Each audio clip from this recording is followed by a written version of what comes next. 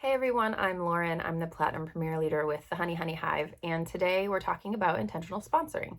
So every time we're having a conversation with anyone, it's good to be in the back of your mind thinking about, does this person have the qualities of someone who would be a great consultant? Or does this person have the desire to learn or to challenge themselves in a way that might make them a good consultant or a good addition to my team? This is part of being intentional.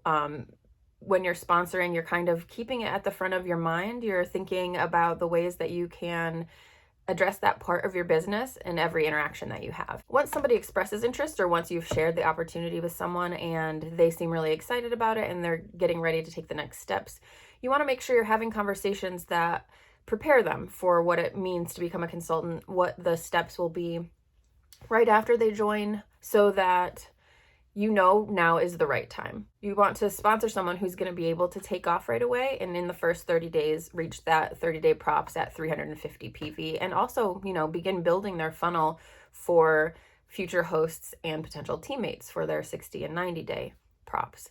So you want to ask them, are you willing to do a launch party? Are you willing to let me help you set up a space, potentially on Facebook, that's the most common, where you can, gather your customers, your potential customers? Are you willing to let me launch you and give you instruction so that you can have a successful launch? If they're like, yeah, well, I'm not going to be ready to do that for a little while, then I would encourage them to wait to join when they're ready to do that. Because if someone takes off right out of the gates, it's more of a reinforcement, and it makes them feel good about themselves. They feel like they're experiencing, small successes early on, which keeps people interested in the business. A lot of people, if you experience some difficulty right out of the gates, or, you miss those 30-day props, then it may be a little bit harder for them to feel good about themselves, good about how well they can do in this business. I make sure when I'm adding someone to my team that they're ready to launch, that they understand what the 30-day props are, and then I prepare them for what to expect. I also have a planned onboarding process. It does not have to be complicated. It sounds, I think, a lot scarier than it is, but really all it is a list of things that I know I would have wanted to know when I joined, or things that they will want to know to be able to have a successful launch party. And then I break it up into pieces so that they are not having that overwhelm of just too much information, overload, so that they're just like, okay, maybe I can't handle this. Maybe this is too much for me. Maybe I don't have room in my life for this. You want to give it to them in bite-sized pieces. And part of being able to do that successfully is knowing about them and about their lives, about what they want out of Posh. So I like to interview. I give a survey, so you can do this any way you'd like. You can do it verbally. I like to use a Google form or a Jot form to ask a series of questions. Right after they join, I send them a welcome email. It has a lot of basic information in a Word document. And then I send them a link to fill out an interview. And basically it's just asking, like, tell me what you want me to know about you. Tell me about your life if you have another job, who's your family, what kinds of hobbies do you have? And then I dig into a little bit more specifically, what do you want out of your business? What do you see achieving at 30, 60, and 90? And I show them the props. What kinds of experiences have you had with direct sales? What do you think your strengths are? What are some things that you think you might struggle with? How would you like me to communicate with you? Do you prefer text, phone, Facebook Messenger, etc.? And then I sort of ask, like, how do you like to receive support? Are you a person who wants a lot of hands-on in the beginning, or are you someone who kind of feels like you have it, you just want me to be available for questions? Because it's good to know what they need out of you as a leader. Not everybody needs the same things. And so if you want them to jump on board and get going and make sure that they have everything they need, then you should probably find out what it is they need. So then you take that information. I like to have a phone call. It sounds archaic to a lot of people, I understand. I'm of the generation that, just started email, and internet became a really big thing right when I started undergraduate. So I have like half of my foot in the past and half in the digital future. As much as I slowly became uncomfortable with the telephone, I will say that having these conversations with my new team members over the phone or over Zoom changed my business for the better. being able to connect and just chit chat, even if I've known them on my VIP group for 7 years, having a conversation face to face or voice to voice, you can hear their immediate reaction to things. You can hear or see their expressions as you talk about certain elements of the business. You get a way better gauge of how they're feeling that's not mediated by technology or by the ability to think about what they want to say and then say it. You get to really feel them out. And it's a bonding experience, especially if someone doesn't talk on the phone very much. It's sort of special. It sort of, bonds you as family because, most of us at least talk to family members on the telephone. So after I do that, we kind of just talk through all the answers that, they gave on the welcome interview. And then we talk through, okay, let's set a date for your launch. And I usually have the phone conversation within 2 or 3 days.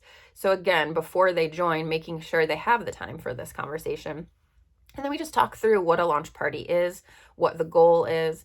And then I use the opportunity to actually say, I'm going to tell you what I'm doing behind the scenes, but I'm also going to give you the host treatment. I'm going to tell you exactly what I do for my hosts. So simultaneously, we're launching and training you to host an event because the goal during the launch party is to book at least 2 or 3 of their own parties or their own events.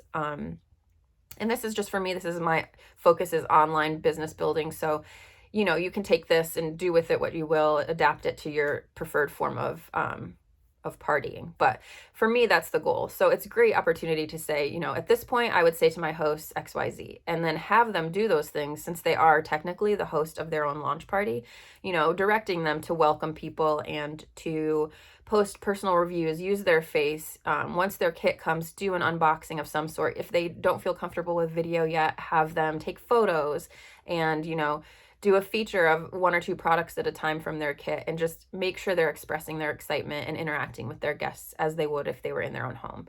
So then I kind of talk about how to make time for the business. So when I'm like, how many events do you want to book from this? And, they may need help deciding how many they can take on. It's not like you find time in your life for your business.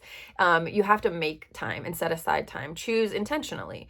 It's better to say, I'm going to work for 15 minutes from this time to this time every day than to be like, I'll find 15 minutes somewhere. Because a lot of times something new that's not part of your routine it gets bumped to the bottom of the list. It's just not a habit for them yet. So you want to help them have that in mind and actually, maybe even hold them accountable. Like, hey, I'm just going to check in with you tomorrow and see how the 30 minutes you wanted to spend on your business today goes, just to see how it felt and to sort of guide them into making that time in their business. It's definitely easier to help them learn to do this and learn to start keeping track of their samples and their funnels at the beginning than it is for them to learn it later, to have, built bad habits or not have any real serious habits and then try to create them 6 months into their business. So it's part of your job as a sponsor to set them up for success. And that means giving them all the tools that, maybe you wish you had or that will come in handy later, and giving it to them piece by piece over the course of the first 30 days so that by the end of the 30 days, they're pretty self-sufficient.